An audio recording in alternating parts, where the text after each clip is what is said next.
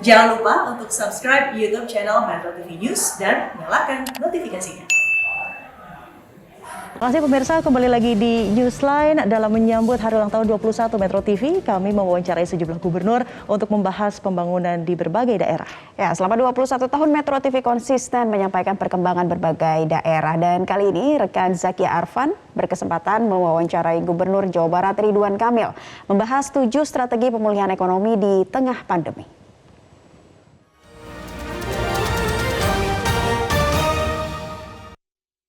Pandemi melanda tidak hanya di Indonesia tetapi juga di seluruh dunia, dan saat ini juga pemerintah tengah fokus untuk memetakan bagaimana transisi dari pandemi menuju ke endemi, dan juga berbagai upaya pun sudah dilakukan oleh berbagai kepala daerah untuk mempercepat pemulihan ekonomi di daerah masing-masing yang juga sempat terpuruk akibat pandemi. Tidak terkecuali juga dengan Jawa Barat. Dan saat ini kita sudah bersama dengan Gubernur Jawa Barat Ridwan Kamil, atau yang ini biasa disapa Kang Emil. Kang Emil, apa kabar Kang Emil?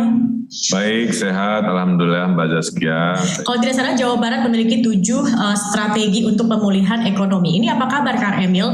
Sudah sampai mana progresnya dan apa yang menjadi prioritas dari 7 ini Kang Emil? Ya Mbak Zaskia, jadi kalau kita sedang dalam krisis, dalam masalah, kita ini harus banyak mendengar karena disrupsi ini kan artinya memberikan sebuah hentakan, sebuah pemberhentian terhadap apa yang biasa kita lakukan. Maka selama COVID kita melakukan kajian, pasca COVID Jawa Barat mau kemana? Apakah sama kayak dulu? Apakah ada hal baru? Kita kan harus paham bahwa dunia sedang melakukan kalibrasi. Nah, hasilnya ada 7 Mbak. Yang pertama, Jawa Barat itu harus berani menjadi pusat investasi di ASEAN. Kita kan udah juara 1 terus kalau di skala Indonesia kan udah 4-5 tahun. Nah, kita 1 itu. Makanya kemarin ke Abu Dhabi, ke Inggris, saya jualan investasi. Alhamdulillah ada Jabar Investment Summit, kita ada komitmen ratusan triliun dan lain sebagainya. Ekonomi yang kedua adalah ekonomi kedaulatan pangan. Ya, jangan sampai krisis ini mengajarkan kita benar-benar harus waspada, Pak. Dan ini sangat mungkin dengan tanah yang subur, dengan SDM yang besar, makanya lahir ada petani milenial, kita ada pertanian 4.0 dan lain sebagainya.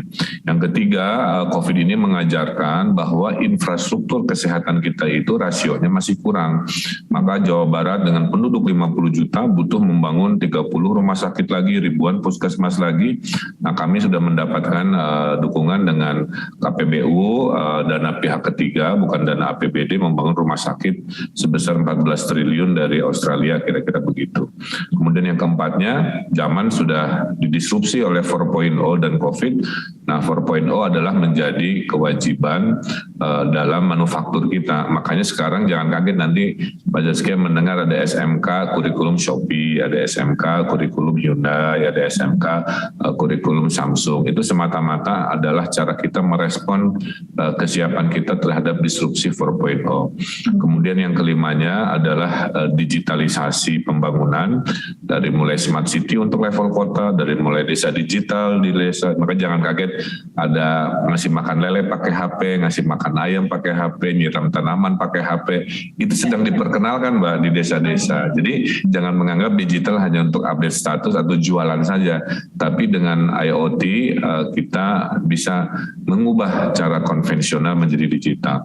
Yang keenamnya adalah ekonomi hijau. Ya, kita kan sedang membangun solar cell terbesar se-ASEAN dengan Masdar di Danau Cirata.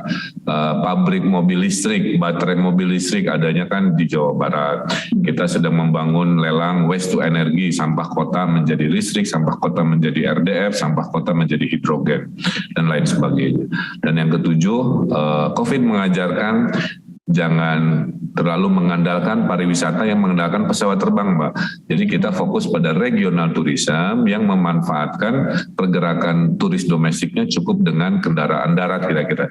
Itulah 7 ekonomi baru yang sedang kita siapkan. Dan semua sekarang lagi bergerak, makanya alhamdulillah ekspor juara 1 saya laporkan, kemudian investasi juara 1, tinggal ekonomi jalanan nih Mbak Zaskia, ekonomi jalanan, ekonomi warung, warung lagi.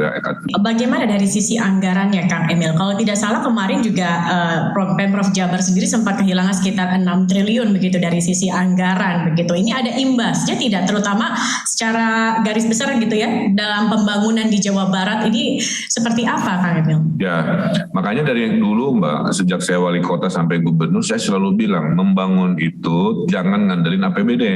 APBD itu Mbak maksimal hanya 20% dalam gerak ekonomi di sebuah daerah. Jadi kalau pola pikir maaf ya, pemerintahnya, masyarakatnya, semuanya menganggap harus anggaran pemerintah, itu nggak akan mungkin. Nah kita hilang 5-6 triliun. Makanya tadi membangun rumah sakit 30 itu dari mana?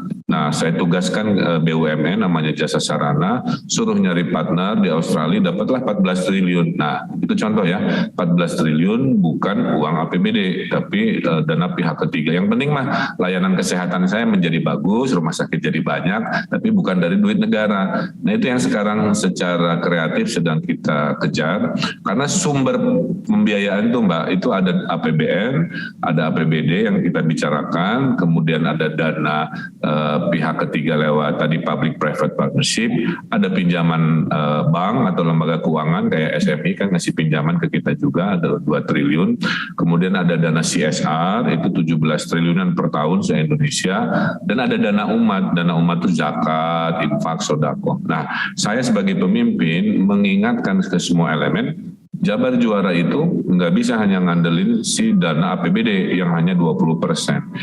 Nah, COVID ini mengajarkan betul-betul Mbak Saskia bahwa, hey jangan segala-gala dana APBD, itu logika lama. COVID mengajarkan kamu harus lebih kreatif, pembangunan berjalan tanpa harus selalu dana negara.